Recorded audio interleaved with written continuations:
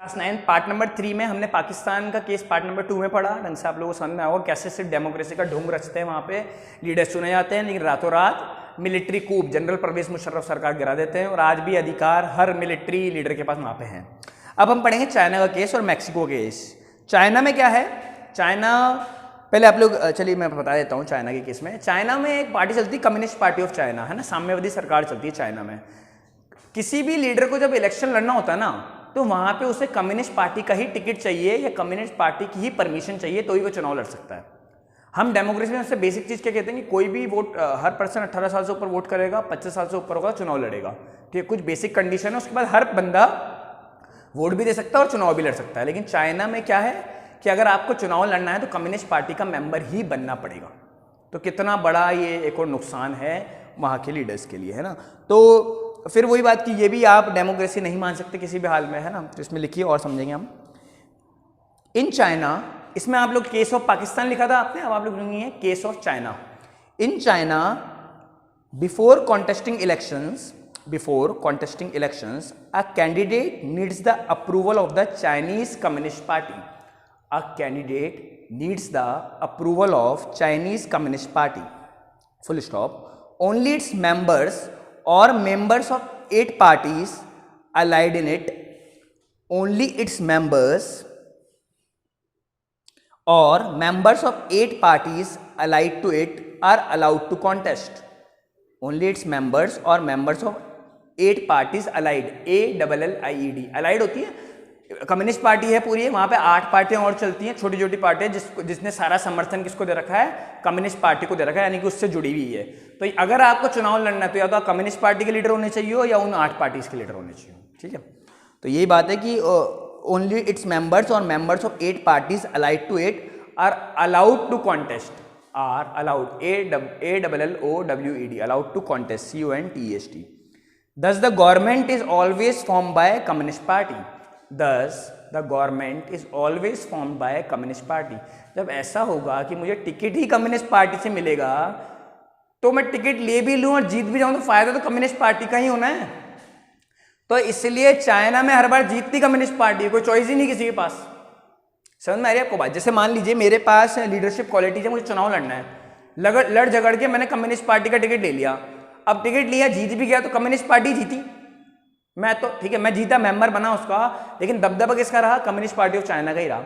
और सालों से ऐसे चलता आ रहा है वहां पे। अगर किसी को चुनाव लड़ना है चाइना में तो किसकी टिकट लेनी पड़ेगी, किसकी परमिशन लेनी पड़ेगी, कम्युनिस्ट पार्टी या उसकी जो 8 सहयोगी दल है उसके साथ जो चुनाव लड़ते हैं, छोटी छोटी पार्टी जो कम्युनिस्ट पार्टी के साथ हैं, उनकी परमिशन लेनी पड़ेगी। चुनाव लड़के जीत भी गया तो कम्युनिस्ट पार्टी की हर बार सरकार बनेगी, है ना। तो कम्युनिस्ट पार्टी को तो कोई डर ही नहीं है, उनको तो पता है जीतेंगे तो हम ही, क्योंकि लीडर ही हमारे चुनाव लड़ रहे हैं। अरे आप सोचिए मैं रेस में अकेला दौड़ूंगा तो मैं ही जीतूंगा, है ना, वाला केस है कम्युनिस्ट पार्टी के साथ चाइना में। ठीक है, सेकंड आप लोग, थर्ड आप लोग लिखेंगे case of Mexico. Case of Mexico, MEXICO।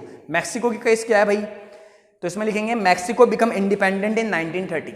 Mexico become independent in 1930। 1930 में आज़ादी मिली मैक्सिको को, उसके बाद से क्या हो रहा है, 2000 तक ऐसा हुआ, है ना।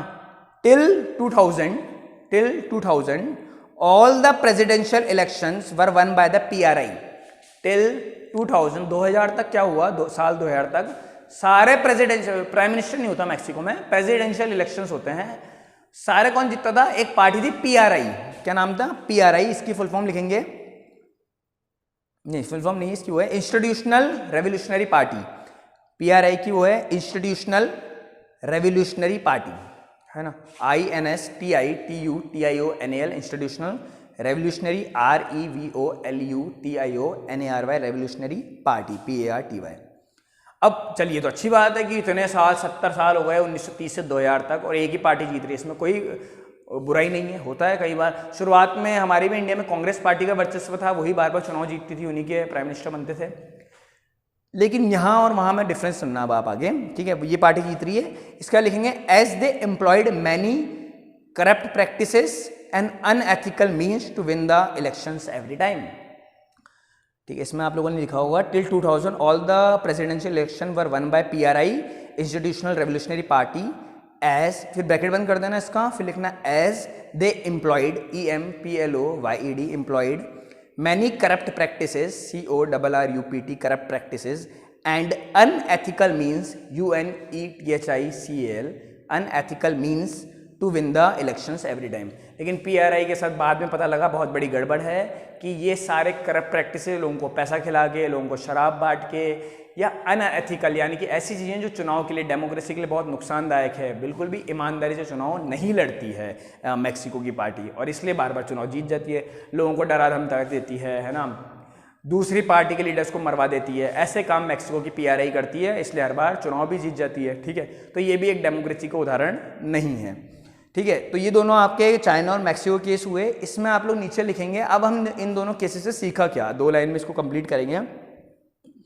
तो इससे हम लोगों ने सीखा, इसमें लिखे कंक्लूजन, आप लोग लिखेंगे कंक्लूजन, CONCLUSION, कि इसमें क्या कंक्लूजन निकल के आया। कंक्लूजन निकल के आया, democracy must be based on free and fair elections, democracy must be based on free and fair elections where those currently in power have a fair chance of losing, where those currently in power have a fair chance of losing. Currently, CURRENTLY, currently, chance CHANCE, chance of losing। ठीक है, यानी कि democracy की सबसे ठोस बात क्या है, जो हमने फीचर्स में पढ़ा था पॉइंट नंबर 2 में, कि हर पर्सन के पास ये चॉइस या अपॉर्चुनिटी है वो करंट लीडर को, करंट रूलर को हटा सके। तो डेमोक्रेसी की सबसे बड़ी परिभाषा ये दिखाती है कि जो सत्ता में बैठा है, PMO CMO कोई भी नेता चुन के गया है, कितना भी पावरफुल हो, पूरे चांस है कि वो अगले चुनाव में हार सकता है अगर वो जनता के हिसाब से काम नहीं करेगा, उनका नेता नहीं बन के आएगा, पीपल्स रूलर नहीं बन के आएगा, तो वो चुनाव हार सकता है। लेकिन चाइना मैक्सिको में तो ऐसा होता ही नहीं है। PRI कंटिन्यू चुनाव जीत रही है, इधर कम्युनिस्ट पार्टी के अलावा कोई चुनाव लड़ता ही नहीं है, तो हार जीत का सवाल ही नहीं उठता। उधर PRI हॉनेस्ट करप्ट प्रैक्टिसेस करती है, बिल्कुल भी ऑनेस्टली चुनाव नहीं लड़ती, लोगों को पैसा खिलाती है, डराती धमकाती है, इस वजह से चुनाव जीतती है बस, है ना। तो ये आपको केसेस दिखाते हैं कि पाकिस्तान, चाइना, मैक्सिको तीनों सिर्फ डेमोक्रेसी का नाटक करते हैं, ये डेमोक्रेसी है नहीं। ठीक है, चुनाव करवाते हैं, लेकिन चुनाव में जब आप ढंग से किसी को चुनाव ही नहीं लड़ने दे रहे, है ना, तो किस बात की डेमोक्रेसी। तो ये केसेस हैं, तो ये तीनों केसेस आप लोगों के हो गए। So thank you.